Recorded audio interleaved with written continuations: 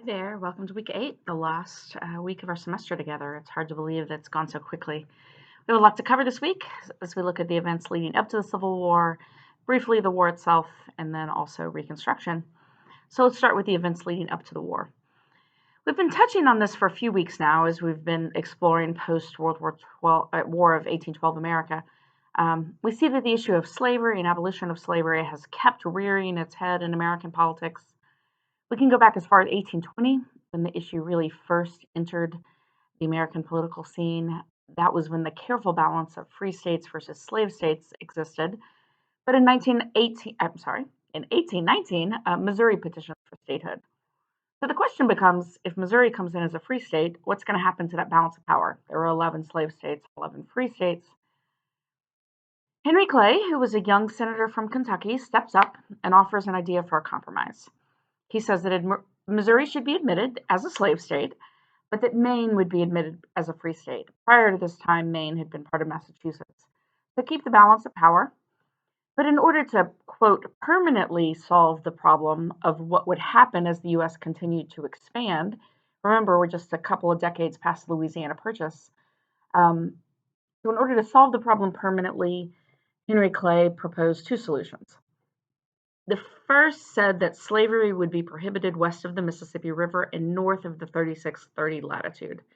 So drawing a line from everything west, if you drew a line kind of that was in the middle of north and south, it would be prohibited above that and allowed below that. Missouri actually falls above it, so it would have been an exception to the rule. But everything except Missouri above that line would be a free state. This idea is not particularly well liked by a whole lot of people, but the compromise does pass. It solves what it needed to do there in 1820s, and people, at least on the surface, hoped that it would end this question of slavery forever. Of course, it doesn't. The next big event then happens in 1828. This time it's an economic situation. Congress passes the Tariff of 1828. People in the South call it the Tariff of Abominations. They believe it's going to hurt the cotton trade. Basically, it's a tax that they believe is going to hurt the economic system of the South.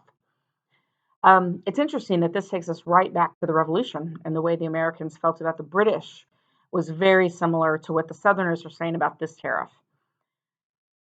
What it results in is a strong South Carolina statesman, at the time was Vice President of the United States, John C. Calhoun, to write a document which threatens secession already here in 1828. He defines something he calls the doctrine of nullification. That says that any state can nullify any act of Congress if the act is detrimental to that state. Now, stop and think about that for a minute. How challenging would it be if every state could essentially decide for itself whether any federal law applied to the state or not?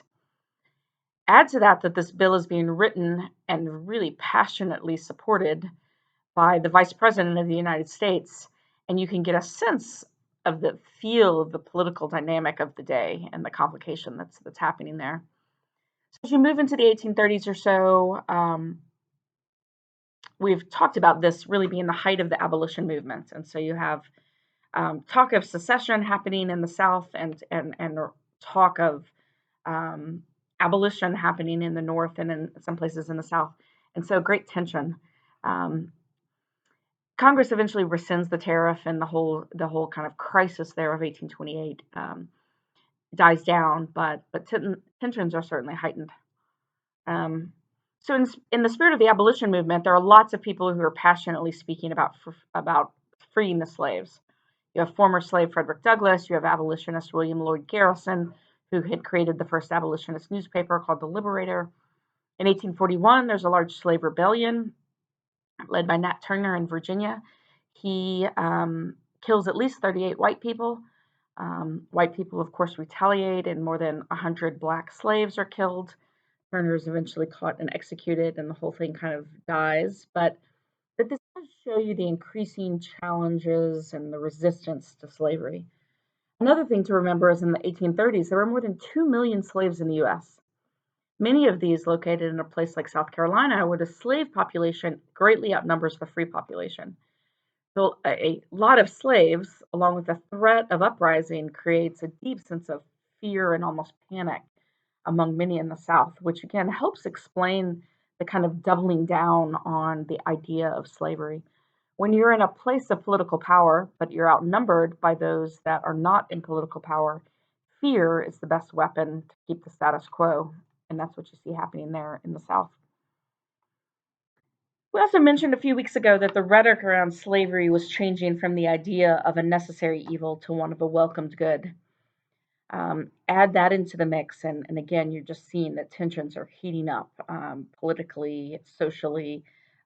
Things are getting complex. Things do settle down for a little while as we move into the period of the Mexican War. At least for a few decades here, the Missouri Compromise does seem to be working. With westward expansion that starts in the 1840s, including the gold rush, the issues are once going to begin to really escalate. With so many Americans having rushed to California, not to mention the wealth coming from all that gold, people are in a hurry to get California admitted to the Union. Let's make it a state and let's do that quickly.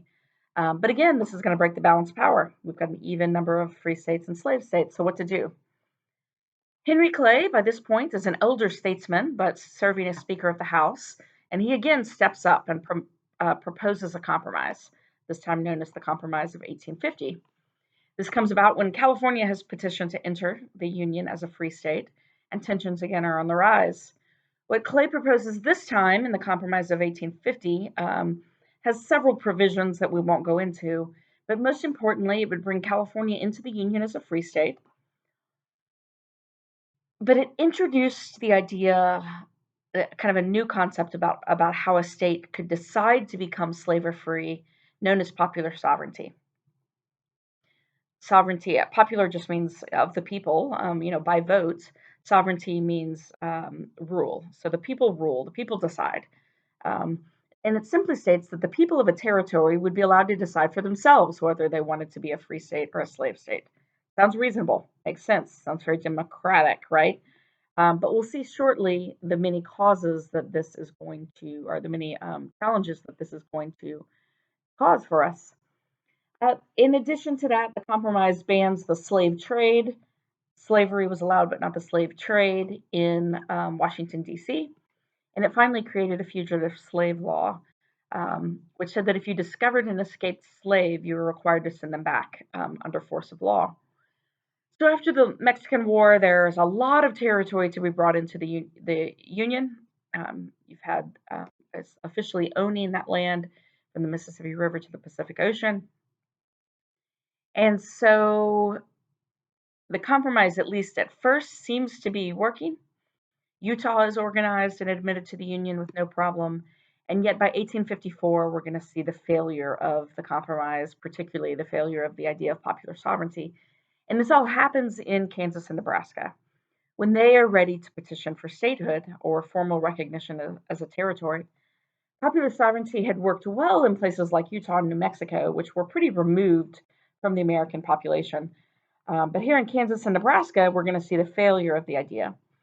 What results here is an incident known as Bleeding Kansas, where the Civil War basically plays out on a small scale about 5 years before the actual war happens. So when the Nebraska Territory, which includes both what is today Kansas and Nebraska, was ready to begin organizing for statehood, they needed to get the votes.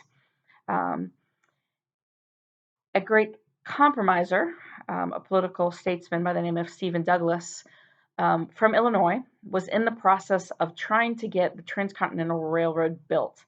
And they were having debates about what the route of the railroad would be. He, of course, wanted a northern route coming to Illinois. Others wanted a southern route going elsewhere.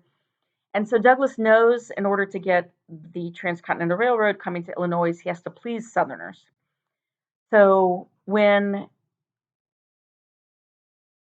the South, or people out of the South, propose a bill that said they would organize Nebraska and Kansas, which said that the slavery question would be decided by popular sovereignty, Stephen Douglas allows this compromise to happen, allows popular sovereignty in that new territory in exchange for the Transcontinental Railroad bill. He assumes there that settlers would never choose slavery. There's not a whole lot of cotton farming and other farming in that place, and so he just assumed, even though this is above the line that the Missouri Compromise said you could not have slavery above, Let's let them decide. What Douglas does not anticipate is the overwhelming response of the North, who are furious by this decision, which essentially repeals the Compromise of 1820. This would essentially open the North to slavery. So Northerners were outraged, Southerners were overjoyed, and the bill does pass in May of 1854. Nebraska is so far north that it doesn't really become an issue. There's really no chance of that becoming a slave state. But Kansas, however, was right next to Missouri, which again, above 3630, but is a slave state. And so, in an era that would come to be known as Bleeding Kansas, the territory of Kansas becomes a battleground over the question of slavery. It gets complicated, lots of drama. We won't go into all the details. But by the summer of 1855, approximately 1,200 New Englanders, all the way from New England, had made the journey to this new territory, ready to fight. They were going to fight for Kansas becoming a free state. Rumors then began circulating through the South that more than 20,000 Northerners were descending into Kansas.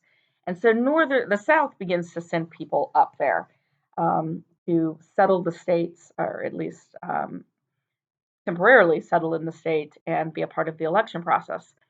And so by November of 54, thousands of armed Southerners have now mostly come over from Missouri and poured into Kansas and want to vote for a pro-slavery constitution of the state. It's estimated that only half the ballots that were cast in that vote were actually done by registered voters. The rest were these kind of illegal people from both North and South who had flooded in to vote in the election to try to influence the outcome. In one case, they said that only 20 of about 600 voters in a community were actually legal residents. Everybody else were illegals who had poured in to affect the election. Nevertheless, the pro-slavery forces win this election, which says that Kansas would begin to organize as a slave state. But the North doesn't like this, and so political battles start up again. A few months later, in March of 1855, another election was held, this time to choose members of the territorial legislature. This time, the Missourians, or they called them border ruffians, flooded again into the state to vote. This time, there were less than 3,000 registered voters, but more than 6,500 votes were cast, again, showing how many people are flooding in there illegally. And only 791 voted against slavery.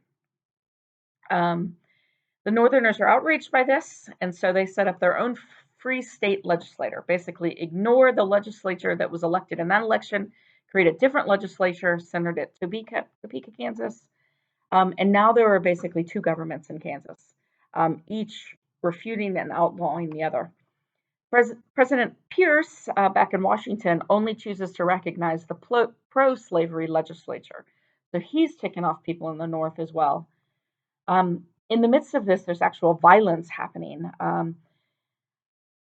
Primarily, some pro-slavery folks had attacked some free states men. People had been tarred and feathered, they had been kidnapped, they had been killed. And in May of 1856, violence escalates. A group of pro-slavery forces entered Lawrence, Kansas. They burned down a hotel, destroyed printing presses, ransacked homes, ransacked stores, basically trying to destroy this kind of free state political stronghold. In retaliation, John Brown steps up. This is an incredible story in U.S. history. If you haven't read a little bit about John Brown, please do. Fascinating character, a fiery abolitionist who was willing to passionately defend what he believed in to the point of violence. And John Brown leads a group of men and attacks a small community in Potawatomi Creek. The group, which included John Brown and 4 of his sons, they drag out 5 pro-slavery men from their homes and hack them to death in a public setting. And this just makes violence escalate even more. John Brown later will reappear in another community, continues fighting there. Violence erupted in Congress itself, back in Washington, D.C. The abolitionist senator by the name of Charles Sumner delivered a speech called The Crime Against Kansas, very much speaking out against slavery. and he accused pro-slavery senators of cavorting with the quote harlot slavery. In retaliation, one of the senators that he attacked, his nephew, who also happens to be a congressman, on the floor of the Senate, attacks Senator Sumner at his desk and beats him senseless with a cane. So you have literally fistfights, cane fights breaking out between congressmen and senators in Washington. Tensions are high. In September of 56, the new governor arrives in Kansas and does begin to sort of restore order. In all, approximately 55 people died in this episode of Bleeding Kansas, which lasted for about 18 months. But it kind of calms down at that point. They begin to petition for statehood. There's lots of fights over which constitution is valid and which state constitution is actually the one that is going to be accepted. And eventually in 1861, Kansas does become a state, but it is only after the South has seceded from the Union that Kansas becomes a state. In the midst of all this, the battle over slavery does end up in the U.S. Supreme Court in the case of Dred Scott versus Taney in 1857. It was brought before the court by Dred Scott, who was a slave. In the midst of kind of the chaos of all of this, he had been living in Missouri as a slave state, but his owner had taken him to live in Illinois for a period of time. Scott argues that because he was living in Illinois, he was by nature free because slavery was outlawed there. And this in effect entitled him to emancipation. In one of the saddest cases of Supreme Court history, the court just said that no black, whether free or slave, could claim U.S. citizenship, and therefore blacks were unable to petition the court for freedom. So basically, he said, not only are you still a slave, you don't even have the right to sue in the court system because you're not a citizen. Again, a very sad case, but what it does is to further the case of Dred Scott, further outrages abolitionists and increases that tension that's continuing to develop. And all of this leads us up to the election of 1860. It's a complicated election. We won't go into the detail.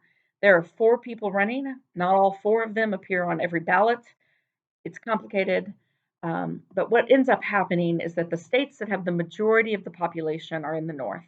And those states are choosing between a young, almost unheard of young Abraham Lincoln and a very well-established political figure of Stephen Douglas. Both of them are from Illinois. Interestingly enough, Douglas had defeated Lincoln in the election of senator in 1858, just a few years ago.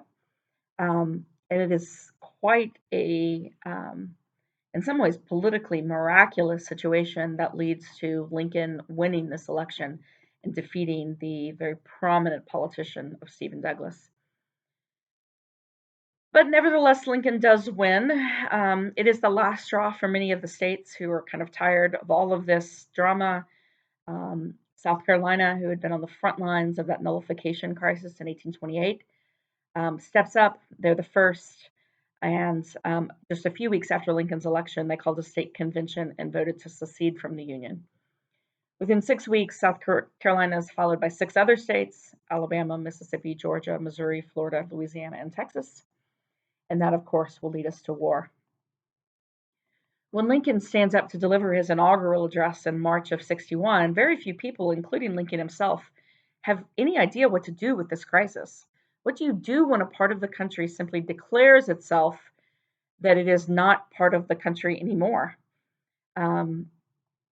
Complicated question. Many people said, let them go in peace. Just let them go. Others said, no, we want to preserve the Union. That's a big deal, but how do we do that? And that's really where Lincoln was. Lincoln, as he wrestled through it, and Lincoln does a lot of writing, both kind of personal writing through diaries and stuff, and also in letters to other people. So we have the record of how he wrestled with this. And he begins to double down on the idea of saving the Union at all costs, whatever it takes, preserve the Union, even if that means war. And so he begins to talk that way and address people that way. He didn't want war, but he certainly wasn't going to avoid it if it meant preserving the Union. And so on April 12, 1861, at Fort Sumter in Charleston, South Carolina, shots are fired and war officially breaks out. The state of South Carolina had wanted to take over a federal arsenal that was there. So there was this federal military arsenal in South Carolina, and they said this now belongs to us because we're not part of the Union anymore. Um, the North, the Union military said, no, we're not leaving. This is our arsenal. The South puts a siege around it, and I won't go into all the details, but shots get fired and war is declared. If you want to refresh your memory about this, about the battles of the war, there's obviously plenty of resources that allow you to do that. I grew up in Vicksburg, Mississippi, so I love to study that piece of things. The fall of Vicksburg happens in July of 1863, which was just 2 days after the North also had a very big win at Gettysburg, Pennsylvania. Most people call that summer of '63 the turning point. So with the fall of Vicksburg and the loss at Gettysburg, the South officially begins to lose the war. It does take a couple of years for it all to play out, but from July of '63 onward, there's not a whole lot of a chance for the South to actually come back and reverse the tide and win. So the war officially comes to an end in April of 1865 at Appomattox Courthouse, Virginia, when General Robert E. Lee of the South surrenders to Ulysses S. Grant of the North. Jefferson Davis, who had been the president of the Confederacy, was captured about a month later, and he was this kind of formally and officially puts an end to the Confederacy. More than 500,000 Americans had died in the war. In terms of bloodliness, the war is still the most deadly war in U.S. history. And that brings us to this period that we call Reconstruction, which roughly historians define as from 1865 to 1877. When I talk about Reconstruction, I want us to think about it in 4 different ways. First, probably the most minor of those is physical reconstruction. How do you rebuild the roads, the railroads, the farms? How do you put all that stuff back together again? Second is the issue of political reconstruction. What does it mean to put the Union back together? For the states who had left, how do they get back into the Union politically?